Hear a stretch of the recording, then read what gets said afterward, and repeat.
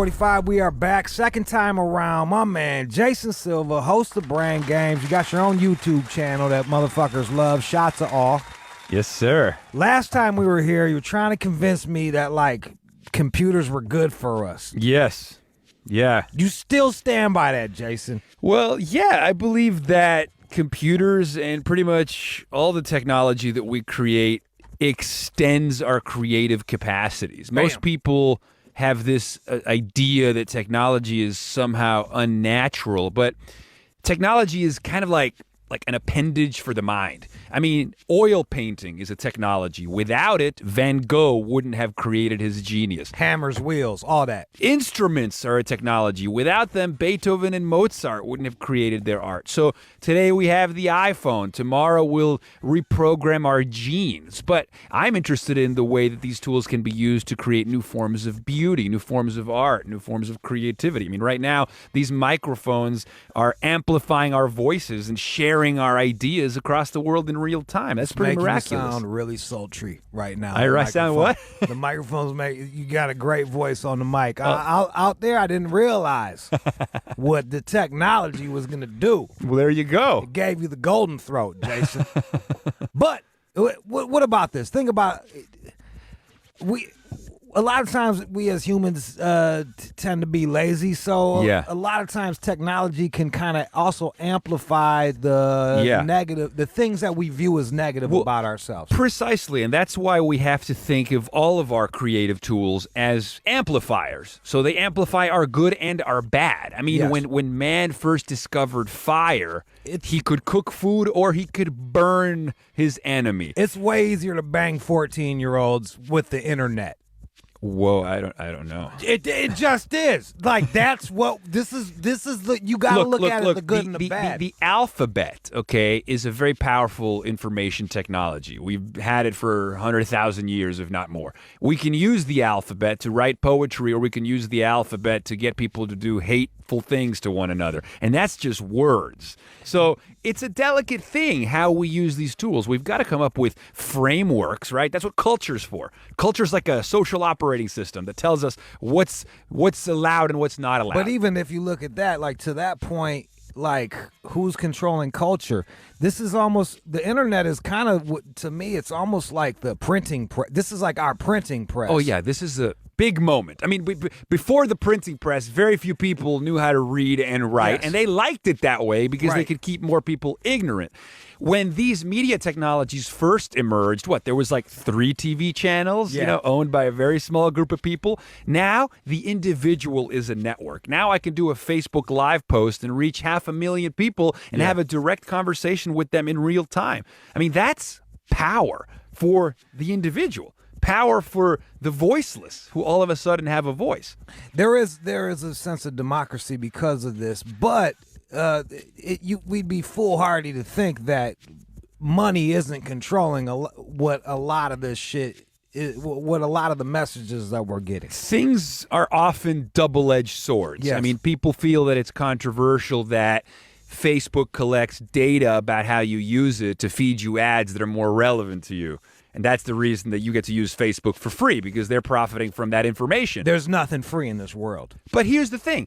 I don't mind that they are taking the info of my browsing habits to present to more ads to me that are more interesting, because it makes it so that the ads that do pop up aren't mind-numbing. Instead, they're interesting and connected to what I already care about. What are your ads, Jason? Say again? What are your ads? Because I've felt like there's been some times where, like, I don't know what happened, but, like, they sent me some gay cruise shit, and I'm like, what the fuck did I click on?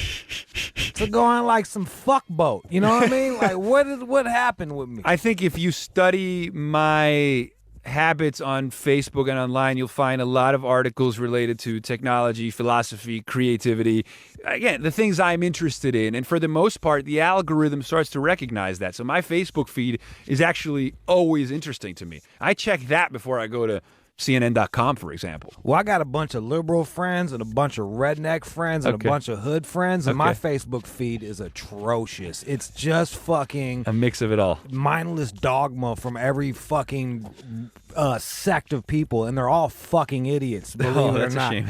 Oh yeah, it is. I need to get some more college friends. I swear to God. Well, follow my page. Well, actually, my college friends are the liberal ones, and all they do is just fucking bleed heart. Like all they do is bleed all over the fucking Facebook. Yeah. Well, they do is it has been a apologize. place for people to share their grievances as well. I mean, you kind feel of annoying. acknowledged. Every like says that somebody out there likes you. You know, and it makes you feel less alone. And that's kind of what to your point with the whole culture thing. Like our culture is pushing us to be a bunch of fucking crying pussies, dude. You think so? Do I think so? I think that there's a lot going on in our culture. I think that our culture encourages narcissism and encourages the search for fame. It encourages you to like be obsessed with your likes and so on and so forth. But I simultaneously think that our culture has given us tools that we've never had before to express ourselves and reach out to one another as we've never had before. I mean, look, a young kid in Africa with a smartphone, has better communications tech than a head of state had 25 years ago. So if that kid is inclined, he has all the world's knowledge and information in his pocket. If that kid is inclined, he can self-educate. So I feel like by focusing on that, we can change the game. It's really about what we focus on. I mean, how come the newspaper today, how come the front page of the newspaper didn't say, today 100,000 airplanes took off and landed perfectly? How come that's not front page news? Because it happens every day, and thank you to technology. And look, man, I'm not shitting. I was able to fucking sell a book. Yeah, there you go. Like, I was able to sell a book without the help of any fucking publisher to co-sign whether my book was good or not. So is that not power? Thanks to the internet. Is that not power? There's power, but most people are fucking idiots, and that's so. You got a bunch of dumb motherfuckers being controlled by this power. Look, I think that it's easy to be a passive consumer. It takes a little more effort to question authority and to question prevailing dogma and to look at things a little bit deeper. To a certain degree, society is not interested in us questioning too much because some of this consumerist frameworks wants us to just kind of swallow whatever's coming in. But you're a smart guy. But and things are changing, man. But, I mean, look, answer me pot's this. getting legalized. People are opening their mind. Cognitive liberty. I love chatting with you, by the way. Thanks, bro. But you probably know this better than me. Like, what is the average fucking what is the median IQ? What? Yeah. You know, so. Yeah, you're on the up. Like, I'm talking to you. You're like the upper fucking 5 percentile, and I think you're looking at it with a very myopic point of view. Like, potentially, we're all like I me. assume No, that they're not all like you, bro. Right. They're not all like you. I agree with that. But when you look at some of my shots of awe, and you know, when I started making those videos, I remember my agent used to say, "This stuff is too heady. That's not what people want to watch at the end of the day." And I kind of did it anyway because it was my passion. I started putting my videos online. Those videos, hey, number one, a couple of them have gone viral. Number two, Brain Games, National Geographic hired me based on those videos. Bam. And the success of Brain Games is also a testament to the fact that when packaged correctly, people will seek out content that nourishes their intellect. It's just that they often don't have the chance to. Well, I'm sure your listeners are loving this mind jam we're having. Look, man, they do have the chance to because they got just like to your point, they got the chance right in their fucking hands. So 1,000%. they don't make the chance because they don't give a fuck because they would rather talk about Kim Kardashian's vagina and who's putting their dick in it today. Yeah. It's probably Kanye West. Well, but you can somewhat understand why trivial gossip is so fun in some ways. And the truth of the matter is that it comes down to the fact that we're sort of very vulnerable creatures sitting on a rock, floating in an unfathomably large cosmos. We fall in love, we make beautiful art, but we're also breathing pieces of defecating meat destined to die and ultimately no more significant than a lizard or a potato, which is what the psychologist Ernest Becker says. So it's like in the face of such a terrifying situation. We've committed no crime, yet we're born with a death sentence at the end of the ride. What the fuck do we do? So for some people, talking about vaginas is a fun distraction. For other people, making art is a fun distraction. It's, at the end of the day, as long as you're being kind to those around you, whatever floats your boat, because the human situation is kind of frightening. It's exhilarating, but it's also kind of frightening. 888-742-3345. We got my man Jason Silva here of Brain Games. You also can check him out on Shots of All. Let's play a song. Come on back. Hey, we're gonna play Bjork because I want to get like futuristic on these motherfuckers. Do it. This is the All Out Show on Shade 45. We're back. I got my man Jason Silva, Brain Games, Shots of All. That's on YouTube. You can go check that out right now. You're like one of the smartest guys that comes in here. I always have fun talking with you, I have man. fun talking with you, man. Talk to me. What are we covering on Brain Games this year, man? So it's going to be very exciting. The episodes are now an hour long instead of half an hour, so we've doubled the episode length. Let's go back. Did you feel like you didn't have a lot of room to maneuver with that half hour, or do you... I think that what happened is, we got caught up in these beautiful games and in kind of blowing people's mind a little bit, but people were often left wanting more. People watch these Brain Games marathons on Nat Geo because they just can't get enough. Yeah. So we figured, let's make the episodes a little more girthy, a little thicker, a little bigger, put people down the rabbit hole. Play to your audience, bro. You know what you're talking about.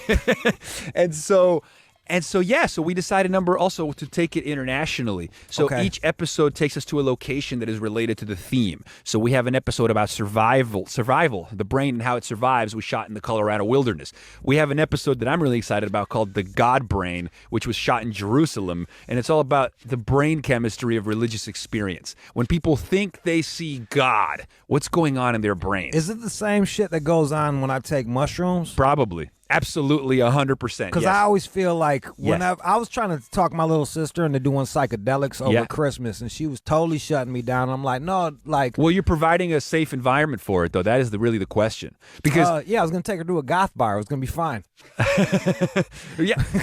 One of the interesting things about psychedelic research, and I'm very interested in the brain, I'm very interested in creativity, and you can't talk about creativity without talking about psychedelics, given that so many of the breakthroughs of the modern world have emerged from people who were in an altered state of consciousness when they made that discovery. Psychedelic research is coming back. There's an organization called MAPS, Multidisciplinary Association of Psychedelic Studies, which is working with government permission, experimenting with things like MDMA, ecstasy for people with PTSD. Like coming home from war, coming back from jail and shit like that. Psilocybin, magic mushrooms given to people with terminal cancer to help them reevaluate their mortality. Yeah.